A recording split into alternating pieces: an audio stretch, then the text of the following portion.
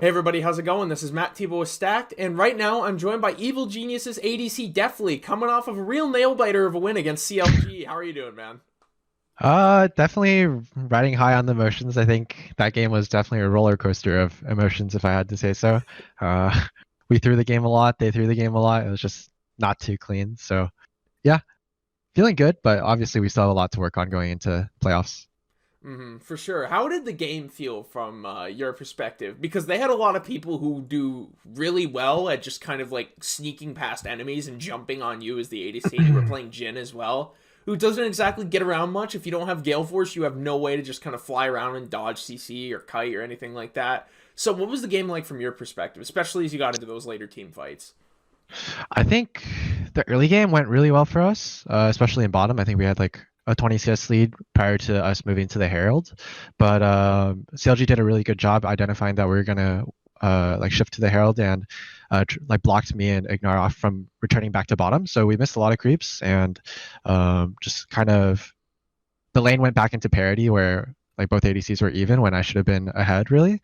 So that felt pretty bad for me. And then in the late game team fights, I think my job on Jin was just to like set up for a rise, land good Ws, and make picks happen, and hit whenever I can, obviously. But they had a lot of engage in Irelia, Renekton, Nautilus that we had to play around. But I think as long as like their champions went on not Rise on our team, it was going to be a win. Like Rise against that many melee champs is really, really good. Like he can just splash damage everywhere, as you saw. Like I think in one team fight he did like 9,000. So yeah, I don't think the team fights were in particular that hard. I'd say it's just our early blunders kind of haunt me the most. hmm And that's something I was really interested in talking about because I think Evil Geniuses plays a style of League of Legends that's very different from the rest of the LCS. You guys are really, really focused on skirmishing and always constantly looking to fight.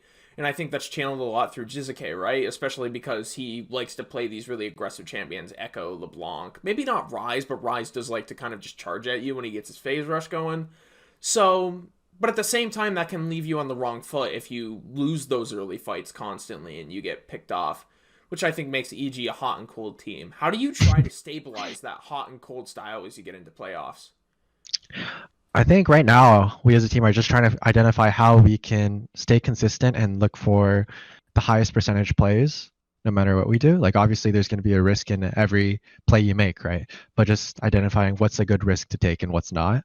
I think in our regular season we lost a lot of games just because we failed to recognize which plays are high percentage and we just go for like some coin flippy ones. But I definitely think when we are playing our game and like we're making smart choices, we are one of the top teams in the league for sure. So I think teams should be looking out for us going into playoffs, and we're definitely going to work really hard to clean up a lot of our macro decisions.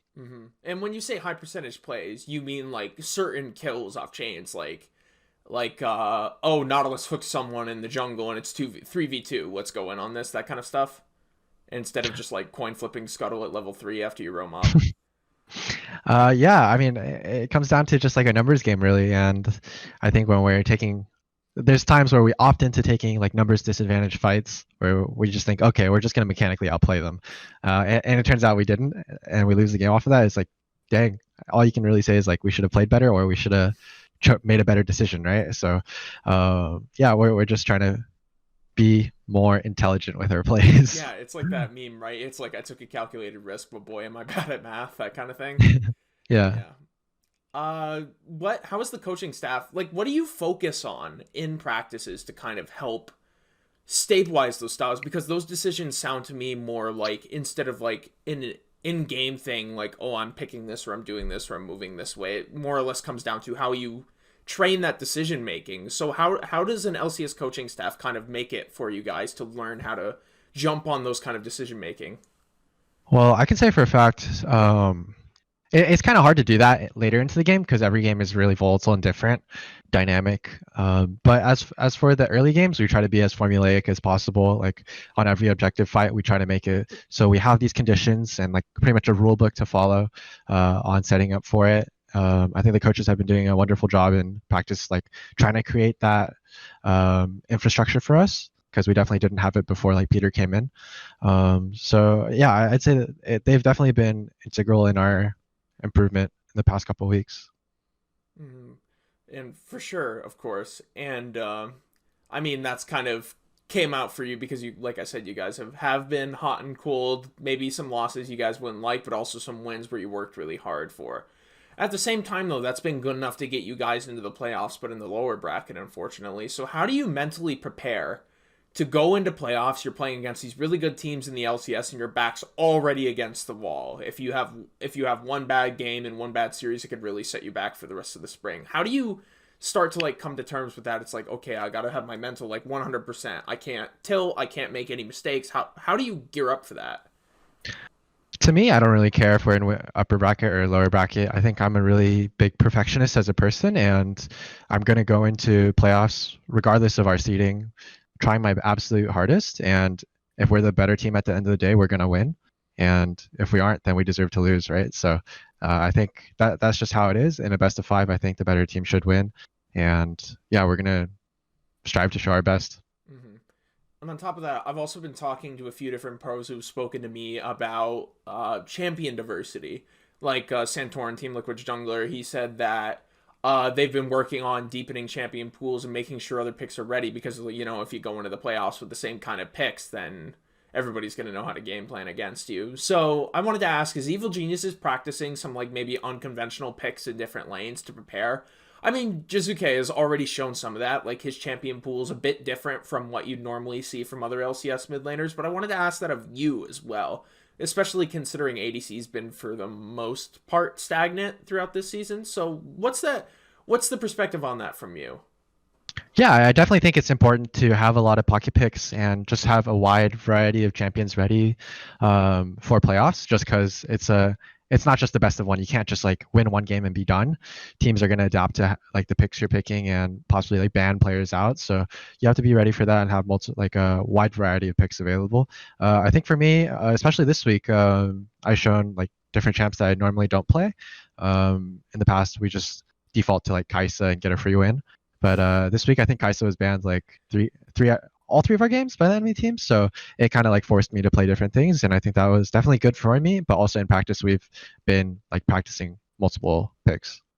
Yeah, for sure. Gearing up for that Ash bot lane eventually when you need to get out in the last moment. The last clutch god PR comes out to win the game. And in that moment, I think it also speaks a little bit to how confident you guys are that you can deepen these champion pools, right? But I want to ask this question for the fans who maybe aren't so confident. I mean, like, you guys have had some great wins, some iffy losses, and I think fans are a little bit maybe skeptical of you guys coming into the lower bracket of the playoffs. So what would you say to people who are like, EG's not going to do it, they're going to get knocked out in the first round by someone? What do you want to say to fans who say things like that?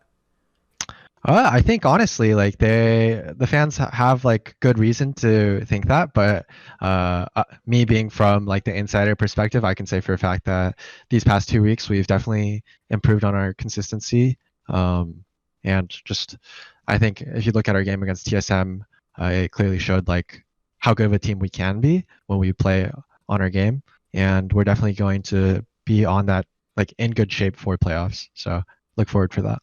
Of course. And I think a lot of people are going to be, in my opinion, are going to be pleasantly surprised by what EG is able to pull off. Once again, this is Evil Geniuses ADC Deftly, and I'm Matt Tebow with Stacked. You can find us online at stacked.gg and follow us on our socials at stackedlol. If you're watching this on YouTube, hit that sub button. Really helps us out a lot. Thanks for your time, man, and good luck in the playoffs next Yeah, weekend. thank you.